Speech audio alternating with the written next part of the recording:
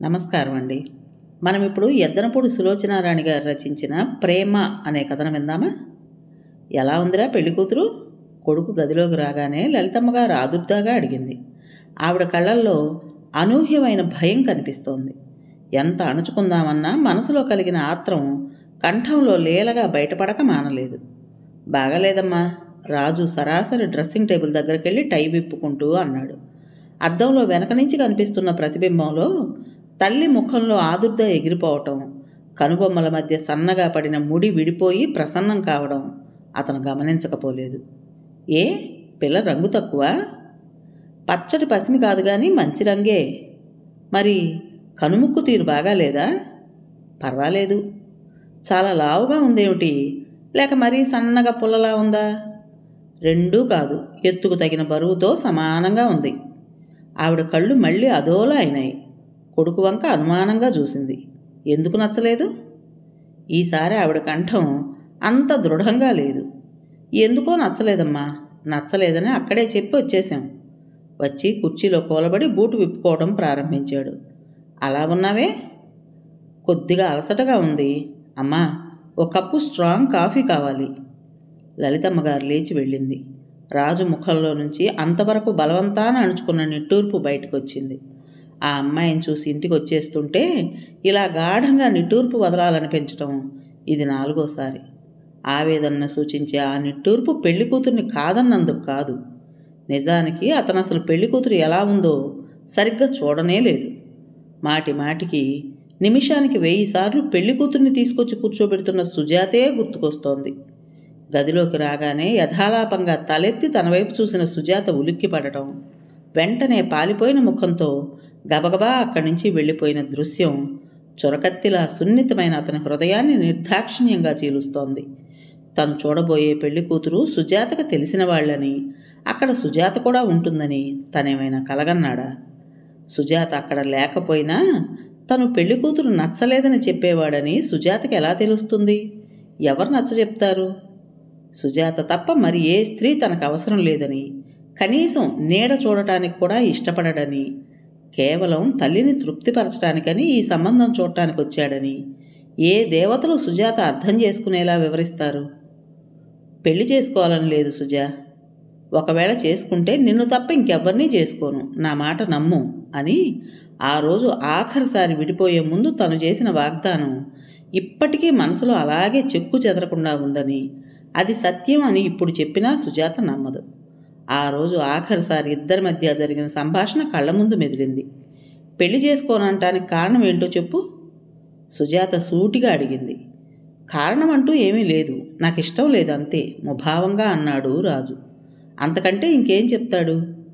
నేను పెళ్లి చేసుకోవడం మా అమ్మకి ఇష్టం లేదు, అందులో నిన్ను భారీగా పొందడం అసలే భరించలేదని ఎంత ప్రాణంగా ప్రేమిస్తే మాత్రం సుజాతకి ఎలా చెప్తాడు? ఇష్టం ఎందుకని లేదు? కారణం ఫలానా అని చెప్పలేను. ఒకటి కాదు, చాలా ఉన్నాయి. ఉదాహరణకు ఒకటి చెప్పు చాలు. చెప్పినందువల్ల ప్రయోజనం లేదు. ఇద్దరి మధ్య మౌనం ఏర్పడింది. సుజాత మోకాల మీద గడ్డ వాంచుకుని పచ్చగడ్డి చేతితో వేగంగా పీకుతోంది. రాజా 2 చేతులు వెనక్కు వాల్చి కూర్చుని దూరంగా ఇసుకలో ఆడుకుంటున్న పిల్లల వైపు రెప్ప వాల్చకుండా చూస్తున్నాడు. సుజాత చటుక్కున తలెత్తి, అయితే ఇన్నాళ్ల ఈ చనువుకు అర్థం అంది. క్షణంసేపు ఎర్రబడిన ఆ ముఖంలోకి లోతుగా పరీక్షగా చూసిన వెంటనే చూపులు తిప్పేసుకుంటూ, ఇంకెప్పుడైనా సమాధానం చెప్తాను, ఇప్పుడు కాదు అన్నాడు. నన్ను తప్పకుండా పెళ్లి చేసుకుంటావనే ఉద్దేశంతోనే నీతో ఇంత చనువుగా మెలిగాను. అన్నయ్య తెచ్చిన సంబంధాలన్నీ ధైర్యంగా తిరస్కరించాను. వదిన నన్ను హెచ్చరిస్తూనే ఉంది, అయినా వినకుండా పెడచెవిన పెట్టాను. ఇప్పుడు వాళ్ళిద్దరూ నన్ను నిలదీసి అడిగితే నేనేం జవాబు చెప్పాలి? తనలో తను అనుకుంటున్నట్టుగా అంది సుజాత. నన్ను భార్యగా పొందాలనే ఊహ లేనివాడివి మొదట్లోనే నన్నెందుకు హెచ్చరించలేదు? నాపై అంత ఆప్యాయత నటిస్తూ నన్నెందుకు రెచ్చగొట్టావు? నా మాట విను సుజా. ఇంకేం వినాలి? చెప్పదలుచుకున్నదేదో చెప్పేశావుగా. సుజాత దూరంగా అస్తమిస్తున్న అరుణబింబం కేసి రెప్ప వాల్చకుండా చూస్తోంది. క్రింద పెదవి పంటితో నొక్కి పెట్టడంలో కళ్ళల్లో నీళ్లు తిరగనివ్వకుండా నిగ్రహించుకుంటోందని స్పష్టంగా తెలుస్తోంది.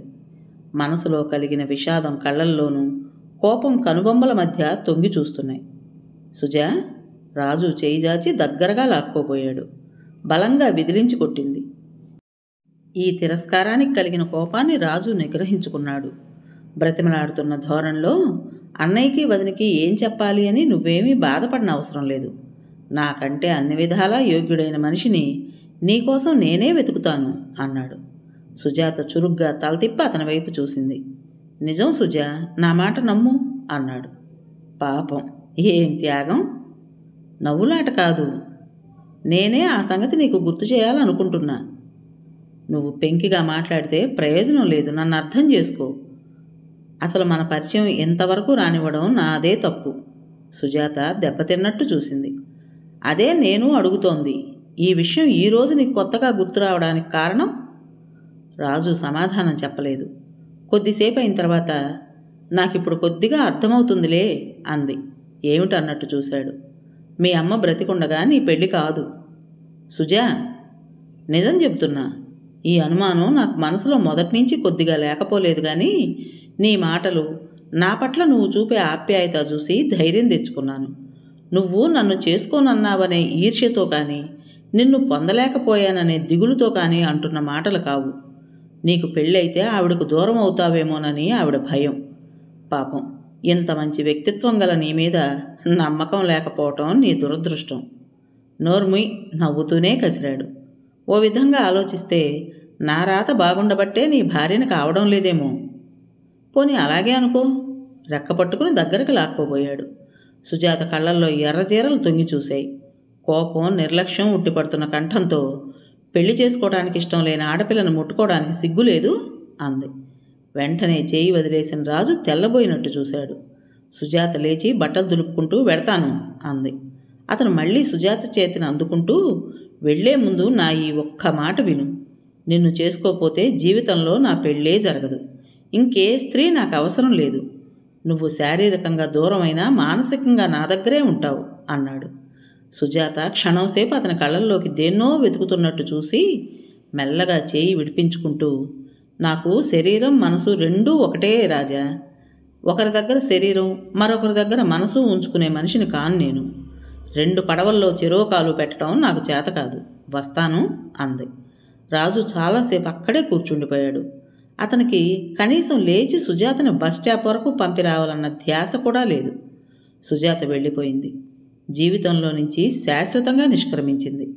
ఆఖరిసారిగా ఆమె అన్న మాటలే పదే పదే గుర్తుకొస్తున్నాయి. తల్లి కోసం ఫారిన్ వెళ్లే అవకాశాన్ని వదులుకున్నప్పుడు కూడా అతనింత బాధపడలేదు. ఈరోజు సుజాత నిష్క్రమణతో జీవితం చాలా నిస్సారంగా, ప్రపంచమంతా శూన్యంగా అనిపించసాగింది. ఆ రోజు అలా వాగ్దానం చేసి ఈరోజు పెళ్లి కూతురుని చూడటానికి వెళితే సుజాత ఏమనుకుంటుందో అతనికంటే బాగా ఇంకెవరికి తెలుస్తుంది? అలా ఉన్నావేరా? కాఫీ కప్పుతో తిరిగొచ్చిన లలితమ్మగారు కుర్చీలో వెనక్కి జారగలిబడి కళ్ళ మీద చేతులుంచుకుని నీరసంగా ఉన్న కొడుకును చూసి కంగారుగా అడిగింది. బూటు విప్పిన మనిషి మేజోళ్ళు కూడా తీయలేదు. అతను వాడిపోయిన ముఖం చూస్తే అంత అలిసిపోయి ఓపిక లేనట్టున్నాడు. ఏం లేదమ్మా. ముఖమంతా అలా ఉంటే ఏం లేదంటావే? నుదురు తాకి చూస్తూ అంది. కొద్దిగా బడలిగ్గా ఉంది, అంతకంటే ఏం లేదు. దిష్టి తగిలిందో ఏమిటో, కర్మ. ఉండు, వంట మనిషిని కాస్త దిష్టి తీసేయమని చెప్తాను. ఆవిడ ఆదుర్దాగా లోపలికి వెళ్ళిపోయింది. కాఫీ కప్పు చేతిలోకి తీసుకున్న రాజుకి గుండ్రంగా ఉన్న కప్పులో కాఫీ మీద తెల్లగా పాలిపోయి అదోలా అయిపోయిన సుజాత ముఖం కనిపించడంతో చాలాసేపు త్రాగడం మర్చిపోయి దానివైపే చూస్తూ కూర్చుండిపోయాడు. పై సంఘటన జరిగిన వారం రోజుల తర్వాత ఓ రోజు అతను సాయంత్రం ఆఫీసు నుంచి ఇంటికి తిరిగి వచ్చేసరికి విజయ వచ్చి ఉండటంతో ఇల్లంతా సందడిగా ఉంది. విజయ్ కుటుంబానికి రాజు కుటుంబానికి బంధుత్వం కంటే స్నేహం ఎక్కువ. రాజుని భర్తగా పొందాలని ప్రయత్నం చేసి విఫలురాలైన వాళ్లల్లో విజయ్ కూడా ఒకత్తి. పండంటి పాపాయిని ఎత్తుకొచ్చిన విజయ్ కొడుకుని చూపిస్తూ, బావా, మా అబ్బాయి ఎలా ఉన్నాడు అంది సగర్వంగా. బాగున్నాడు, నీ పోలిక కాదు, అంతా వాళ్ళ నాన్న, అందుకే అందంగా ఉన్నాడు అన్నాడు పిల్లాడి బుగ్గగిల్లుతూ. క్షణంసేపు అటూ ఇటూ చూసి ఆ చుట్టుపక్కల ఎక్కడా లలితమ్మగారు లేదని తెలుసుకుని, బావా, నీ వయసు ఎంత అంది. 28. ఏ? ఎందుకు? ఏం లేదు. ఇంకా నీకు ఈ ఘోటక బ్రహ్మచర్యం ఎన్నాళ్ళో తెలుసుకుందామని అంది రహస్యంగా. నీ మొహం, రాజు నవ్వాడు. పురుషోత్తం గారి అమ్మాయిని చూసొచ్చావటగా? చూశాను, నాకు నచ్చలేదు. ఎలా నచ్చుతుంది, పెళ్ళయ్యారు అత మొహాన్ లేనప్పుడు. విజ్జి, నా మీద అరిస్తే ఏం లాభం? వాళ్ళందరి మీద వెళ్ళారు. వాళ్ళంతా ఏమనుకుంటున్నారో తెలుసా? ఏమనుకుంటున్నారు? అడగకుండా ఉండలేకపోయాడు. అసలు నువ్వు పెళ్లి చేసుకోవడానికి పనికిరావుట. నీలో ఏదో లోపం ఉందిట. అది నలుగురికి తెలియకుండా కప్పిపుచ్చటానికి ఈ పెళ్లి కూతుళ్ళను చూసి నచ్చలేదనడం. ఇదంతా మీ తల్లి కొడుకులు కలిసి ఆడుతున్న నాటకమట. కాకపోతే ఆంధ్రదేశం గొడ్డుపోయిందా? నీకు తగిన ఆడపిల్లే దొరకలేదు? లేకపోతే చెంపక చారడేసి కళ్ళతో చందన బొమ్మలా ఉన్న అమ్మాయి నీకెందుకు నచ్చలేదో నాకు ఆశ్చర్యంగానే ఉంది. పోనీ స్థితిగతులు తక్కువ అంటే మీతో సరిసమానంగా తోగలిగిన స్థితి వాళ్ళది. నిశ్చేష్టుడైన రాజు అప్పటికి తేరుకున్నాడు. అతని ముఖం ఎర్రబడింది. విజ్జి, నీకు బుద్ధి లేదు, పని బాట అంతకంటే లేదు. మీ ఆయన కష్టపడి వేలకు వేలు సంపాదిస్తుంటే నువ్విలా గాలివార్తలు మోసుకుని ఇంటింటికి తిరుగుతూ ఉంటావు అన్నాడు పళ్ళ బిగువున మనసులో కలిగిన కోపాన్ని నిగ్రహించుకుంటూ. ఇంతలో లలితమ్మగారు కాఫీ కప్పులతో గదిలోకి రావడంతో ఆ సంభాషణ ఆగిపోయింది. విజయ ఆవిడిచ్చిన కాఫీ అందుకుంటూ, ఏమండి, అబ్బాయికి పెళ్లి చేయరా? జాగ్రత్త, బ్రహ్మచారి ముదిరినా బెండకాయ ముదిరినా మంచిది కాదంటారు అంది. నేనేం చెయ్యను, నువ్వే చెప్పు తల్లి. వాడికి ఏ పిల్ల నచ్చటం లేదు అంది దిగులుగా. ఆ క్షణంలో ఆవిడ ముఖాన్ని, ఆ కళ్ళల్లో బాధని చూస్తే తప్పంతా రాజుదే అని అందరూ ఖచ్చితంగా అనుకుంటారు. మీరు నన్ను చేసుకోనివ్వలేదని దిగులేమో? ఓరగా రాజు వైపు చూస్తూ కొంటెగా అంది. రాజు ముఖం తిప్పేసుకున్నాడు. తల్లి ఆదుర్దాగా తన వైపు చూడటం అతను గమనించకపోలేదు. ఆహా, ఏం తెలివి! నా జీవితం మొత్తం మీద వెనక్కి తిరిగి చూసుకుంటే నేను చేసిన తెలివైన పని ఏదైనా ఉంది అంటే అది నిన్ను పెళ్లి చేసుకోకపోవటం ఒక్కటే అన్నాడు. చూసారా, ఇంటికొచ్చిన మనిషిని ఎలా అవమానిస్తున్నాడో? విజయ ఫిర్యాదుగా అంది లలితమ్మగారితో. వచ్చిన వాళ్ళు అతిథులమని మర్చిపోయి హద్దు మీరితే ఏం చేయాలో నువ్వే చెప్పమ్మా అన్నాడు రాజు తల్లితో. సంభాషణ సరసం క్రింద మారడంతో ఆవిడ ముఖం ప్రసన్నమైంది. విజయ వెళ్ళిన మర్నాడు లలితమ్మగారు కొడుకు గదిలోకి వచ్చి ఇంకేదో సంబంధం సంగతి చెప్పి వెళ్ళి పిల్లని చూసి రమ్మంది.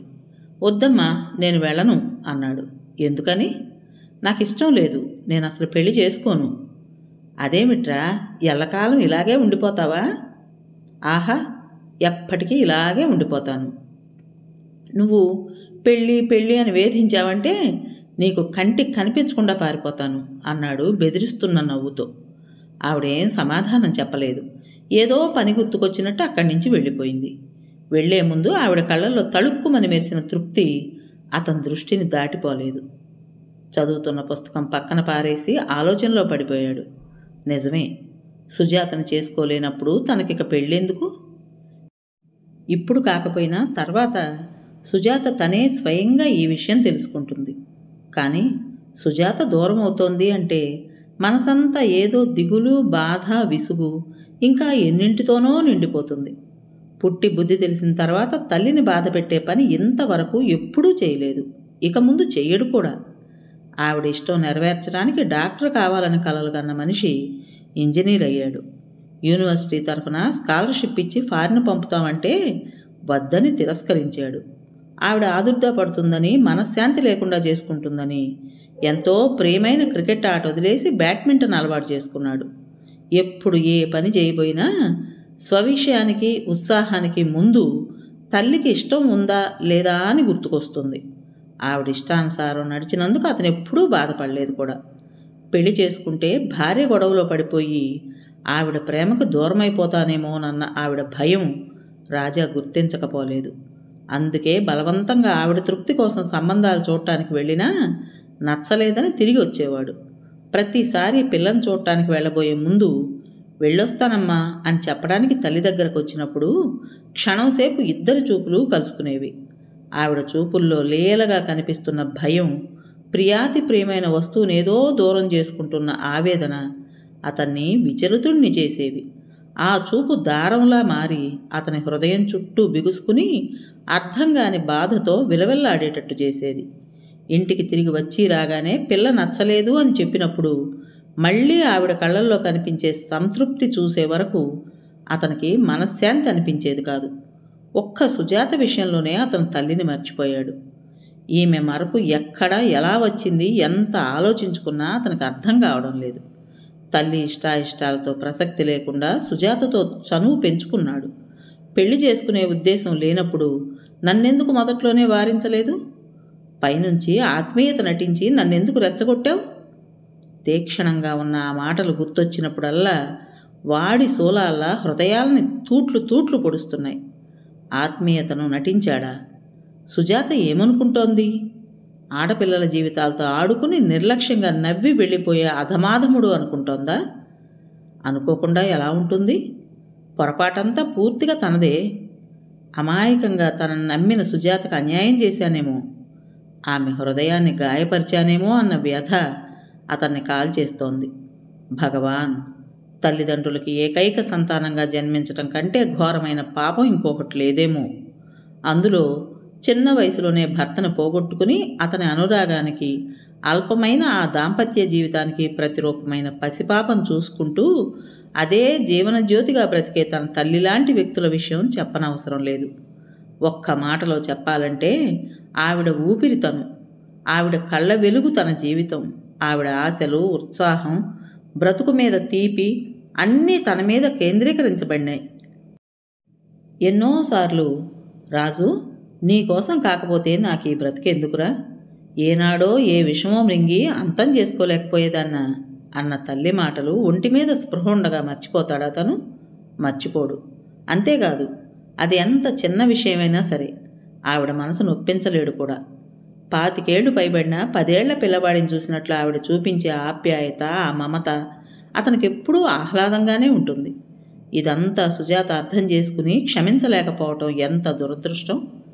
చిన్నప్పటి నుంచి ఏది కావాలన్నా క్షణాల మీద అది తెప్పించి ఇచ్చి తన కోరిక తీర్చే తల్లి సుజాత పట్ల ఆపేక్ష కనబరుస్తున్నాడని తెలిసి ముభావంగా ఎందుకు ఊరుకుంది?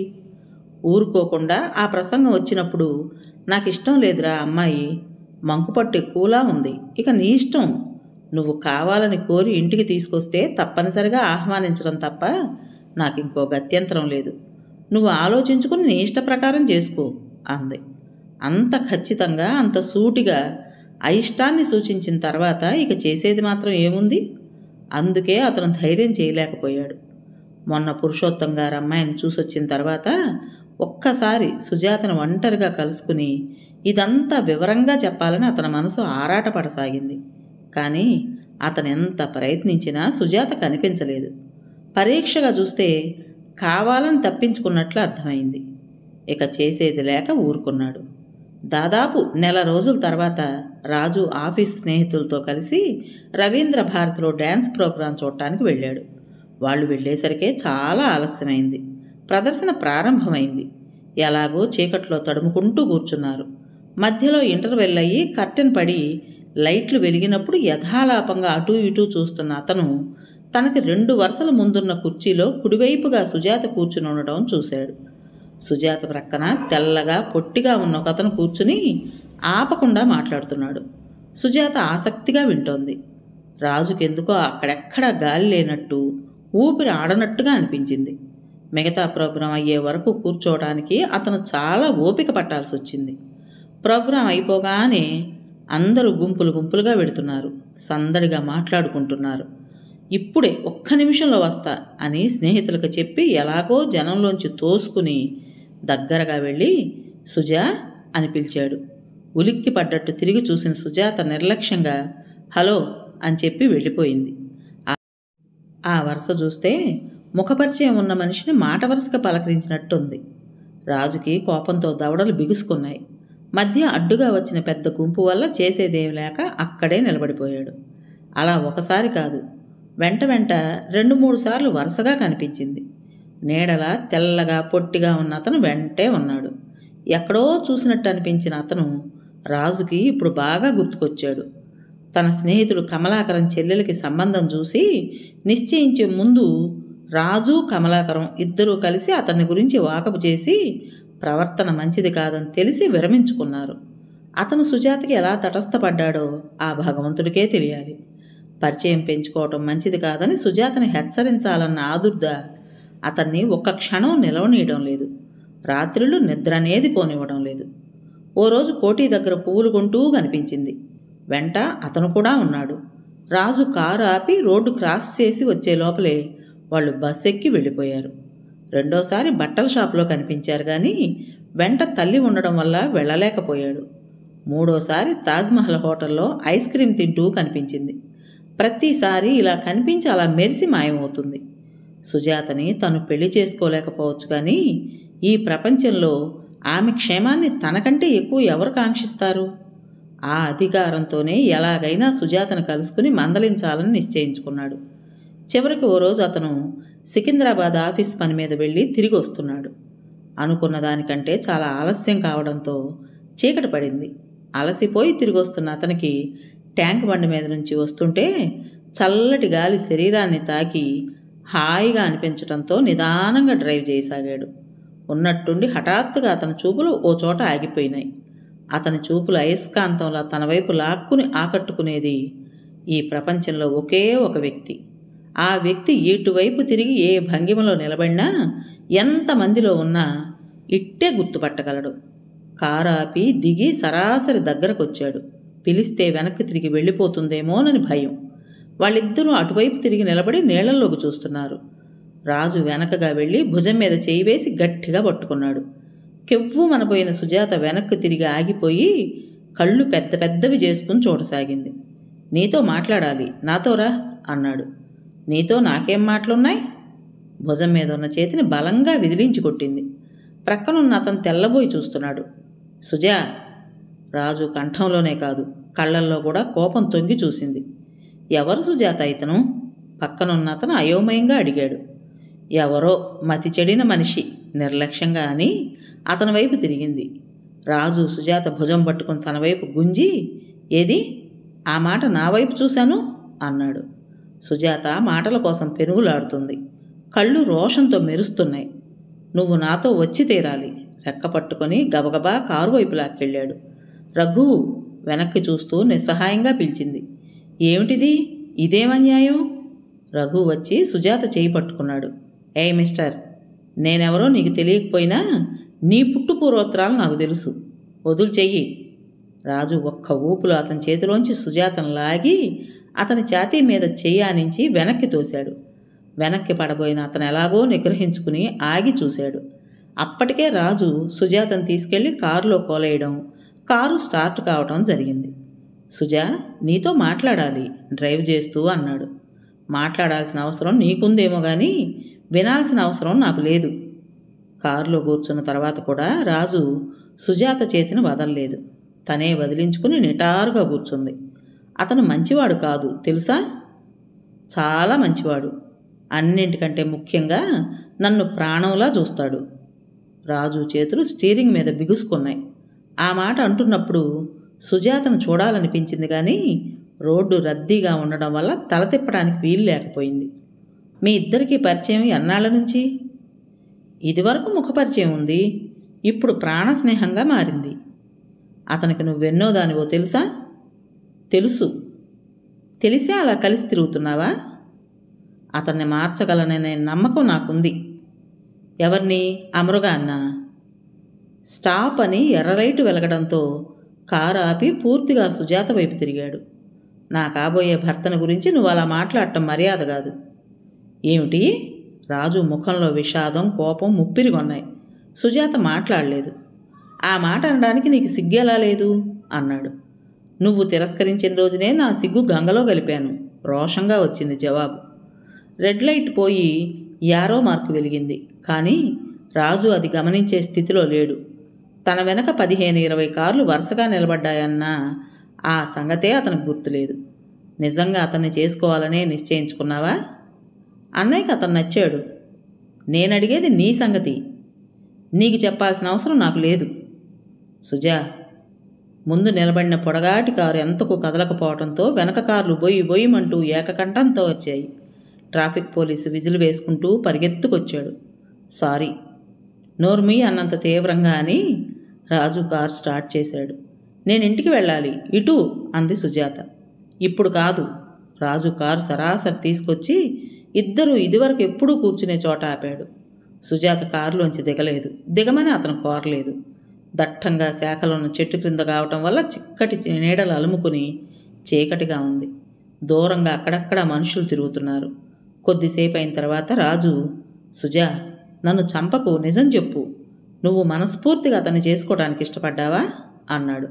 ఇష్టపడక చేసేదేముంది? ఈసారి అన్నయ్యను కాదనే ధైర్యం నాకు లేదు. మీ అన్నయ్యకి అతని గురించి తెలియకపోవచ్చు, నేనొచ్చి చెప్పనా? అవమానం కోరుకుంటే రా, నాకు అభ్యంతరం లేదు. సుజా, నేను ఖచ్చితంగా చెప్తున్నా, ఈ పెళ్లి జరగడానికి వీల్లేదు. ఇంకో మార్గం లేదు. ఎందుకు? ఇప్పటికే నీతో కలిసి చనువుగా తిరగటం వల్ల నా ప్రవర్తన మంచిది కాదని అందరూ అనేక రకాలుగా అంటున్నారు. సుజాత కంఠం వణికింది.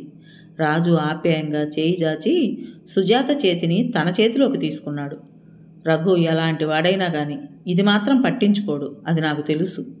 మళ్ళీ అతను ఎక్కడ మనసు మార్చుకుంటాడోనని అన్నయ్య మమ్మల్ని ఇద్దరిని కలిసి తిరిగేలా చేస్తున్నాడు. దుఃఖం అణుచుకున్న ఆ మాటలు వింటుండేసరికి అతని హృదయం జాలితో కరిగిపోయింది. కానీ నువ్వు అతనితో సుఖపడలేవు. ఇప్పుడు ఏదో మోజులో చేసుకోవచ్చు, తర్వాత బాధపడతావని నాకు భయంగా ఉంది. నేను కావాలన్న మనిషి నాకు దొరక్కపోయిన తర్వాత ఎవరైనా నాకొకటే. కనీసం రఘు లాంటి వ్యక్తి అయితే అతన్ని మార్చి మంచి మార్గాన పెట్టానన్న తృప్తైనా మిగులుతుంది. కన్నీళ్లు తుడుచుకుంటూ అంది. రాజుకి ఇప్పుడు అర్థమైంది. తన కర్తవ్యం కూడా స్పష్టంగా తెలిసింది. ఇలాంటి సమయంలో ఏమాత్రం సందేహించినా ఒక నిండు జీవితాన్ని శాశ్వతంగా అశాంతి పాలు చేసిన వాడవుతాడు. అందుకే అతను సందేహించలేదు. 2 నిమిషాలు ఆగిన తర్వాత సుజాత భుజాల చుట్టూ చేయి వేసి దగ్గరకు తీసుకుంటూ, నేను నిన్ను పెళ్లి చేసుకుంటాను అన్నాడు. అది అసంభవం. వెంటనే తడుముకోకుండా వచ్చింది సమాధానం. ఎందుకని? మీ అమ్మ ఇష్టపడరు. ఆవిడ ఇష్టాన్ని కాదనే ధైర్యం నీకు లేదు. రాజు షాక్ తిన్నవాళ్లా ఆగిపోయాడు. కొద్దిసేపు అయిన తర్వాత సుజాత తలని మరింత దగ్గరకు లాక్కుని గుండెలకు ఆనించుకుంటూ, నిజమే సుజా, ఒక్క నీ విషయంలో తప్పితే అమ్మ ఇష్టాన్ని కాదనే ధైర్యం నాకు లేదు. నేను పెళ్లి చేసుకుంటాను. రఘులాంటి మృగాల చేతుల్లో పడకుండా నిన్ను కాపాడే బాధ్యత నాది. అమ్మని నా వైపు తిప్పుకుని ప్రసన్నం చేసుకునే కర్తవ్యం నాది. సరేనా? ఇద్దరి కళ్ళు కలుసుకున్నాయి. చెప్పు, నీకిష్టమేనా? అమ్మకిష్టం లేదనే ఇన్నాళ్ళు సందేహించాను. మీ ఇద్దరూ నన్ను సమానంగా ప్రేమిస్తారు, సమానంగా నా ఆప్యాయతను పొందాలని వాంఛిస్తారు. ఆ ప్రయత్నంలో నిర్దాక్షిణ్యంగా నన్ను 2గా చీల్చేస్తారేమోనని నాకు భయం. నేనెప్పుడూ మీ అమ్మగారికే ఛాన్స్ వదిలేస్తాను. అతని భుజం మీద తల ఆంచుకుంటూ అంది. ఇంకో విషయం కూడా మర్చిపోవద్దు. అమ్మ ముందు నువ్వెప్పుడూ నా మీద ప్రేమ కనబరచకూడదు, సరేనా? గుర్తుంటుందా? సుజాత గుర్తుంటుంది అన్నట్టు తల ఊపింది. అయితే పద, ముందు మీ అన్నయ్యకి ఈ విషయం చెప్దాం అన్నాడు జుట్టు సరిచేస్తూ. వద్దు, అన్నయ్య ఇష్టపడ్డు. రఘుకి మాటిచ్చాడు. వాళ్ళ అమ్మా నాన్న కూడా వచ్చి నన్ను చూసి వెళ్ళారు. మరేం చేద్దాం? మీరే చెప్పండి. రాజు ఆలోచనల్లో పడిపోయాడు. నిజమే, ఇటు మీ అన్నయ్య ఇష్టపడ్డు, అటు అమ్మ ఇష్టపడదు. ఎవరికీ చెప్పకుండా రిజిస్టర్ మ్యారేజ్ చేసేసుకుందాం. వద్దు వద్దు, మొదట మీ అమ్మగారికి చూచాయగానైనా తెలియజేయండి. హఠాత్తుగా వింటే ఆ షాకు భరించలేకపోవచ్చు. అసలే ఆవిడ ఆరోగ్యం మంచిది కాదు అంది. గుడ్, అలా చక్కగా బుద్ధిమంతురాల్లా ఇక నుంచి ప్రతి విషయానికి నాతో పాటు నువ్వు కూడా ముందు అమ్మ విషయం ఆలోచించాలి అన్నాడు. తప్పకుండా, అతని హృదయానికి అంటుకుపోతూ అంది. రాజు భర్తగా లభిస్తే ఆ నిశ్చింతతతో, ఆ తృప్తితో సుజాత ఏం చేయమన్నా చేస్తుంది. అమ్మా, నేను సుజాతం చేసుకుంటాను అన్నాడు రాజు. తల్లి విషాదంగా చూసి, నీ ఇష్టమని ఎప్పుడో చెప్పానుగా అంది. ప్రతిసారిలా రాజు తలవంచుకుని వెళ్ళిపోలేదు. క్షమించమ్మా, ఇంతవరకు ఏ విషయంలోనూ నిన్ను కాదనలేదు, ఇక ముందు అనను కూడా. ఈ ఒక్కసారికి నన్ను క్షమించు. నువ్వంత బాధపడాల్సిన అవసరం లేదులేరా. అడ్డాలనాడు బిడ్డలు కానీ గడ్డాలనాడు బిడ్డలా అన్న సామెత ఉండనే ఉందిగా. నీకు రెక్కలొచ్చాయి, ఎగిరిపోతున్నావు. అమ్మా, సుజాతను కాదు, ఇంకో కిరస్తాని దాన్ని తెచ్చుకుని కట్టుకో, లేకపోతే మరో బోబమ్మని భారీగా తెచ్చుకో. నేను కాదన్నప్పుడు నీకు బాధ. నీ మీద అర్థం లేని మమత పెంచుకోవటం నా తప్పు, నీదేం కాదు. మరో మాటకు అవకాశం ఇవ్వకుండా అక్కడి నుంచి వెళ్ళిపోయింది. అయిష్టాన్ని సూచించటానికి ఇంతకంటే సూటైన మార్గం ఇంకెక్కడుంటుంది? 3వ రోజు నిజంగా సుజాతని రిజిస్టర్ మ్యారేజ్ చేసుకుని ఇంటికి తీసుకొస్తాడని ఆవిడ కల్లో కూడా అనుకోలేదు. గుళ్ళో పుస్తకట్టి ఇంటికి తీసుకొచ్చాడు. దంపతులుగా వచ్చి నిలబడిన ఆ ఇద్దరిని చూసి ఏం మాట్లాడాలో తోచక నిర్ఘాంతపోయింది. అమ్మా, సుజాతని ఏమీ అనకు, ఈ వివాహంతో అన్నా వాళ్ళని దూరం చేసుకుంది అన్నాడు. ఏ, వాళ్ళెందుకు ఇష్టపడలేదు? ఇంతకంటే మంచి సంబంధం వస్తుందనుకున్నారా వాళ్ళ స్థితికి అందావిడ. రాజు ఇబ్బందిగా సుజాత వైపు చూశాడు. సుజాత మౌనంగా వచ్చి అత్తగారి కాళ్ళకు నమస్కారం చేసింది. రాజు, నీ ఇష్టం వచ్చిన పిల్లని చేసుకోమని నేను ఎప్పుడూ చెప్తూనే ఉన్నాను. కానీ నువ్వు ఇలా దొంగతనంగా పెళ్లి చేసుకుని నలుగురిలో నన్ను నవ్వుల పాలు చేస్తావని కల్లో కూడా అనుకోలేదు. చివరి మాటల్ని ఉప్పెన్లా పొంగిన దుఃఖం ముంచేసింది. 2 చేతుల్లో ముఖం దాచుకుని బావురుమన్న తల్లి వద్దకెళ్ళి నిలబడిన సుజాతను అక్కడి నుంచి బయటికి వెళ్ళిపోమ్మని కళ్ళతో సౌజ్ఞ చేశాడు. రాజు సాయంత్రం పెద్ద పార్టీ ఏర్పాటు చేసి స్నేహితులందరినీ పిలిచి భార్యని పరిచయం చేశాడు. వచ్చిన వాళ్ళందరితో లలితమ్మ గారు తనకి ఈ విషయం మాట మాత్రం తెలియదని, లేకపోతే తనే వైభవంగా పెళ్లి చేసేదాన్నని కళ్ళనీళ్లతో చెప్పింది. ఒకరిద్దరు, అంతేనమ్మా, ఈ కాల పిల్లలు వాళ్ళ స్వార్థం తప్ప కంటికి రెప్పలా పెంచిన తల్లిని తండ్రిని చూడరు, వాళ్ళ గురించి ఆలోచించరు అని సానుభూతి తెలియజేశారు.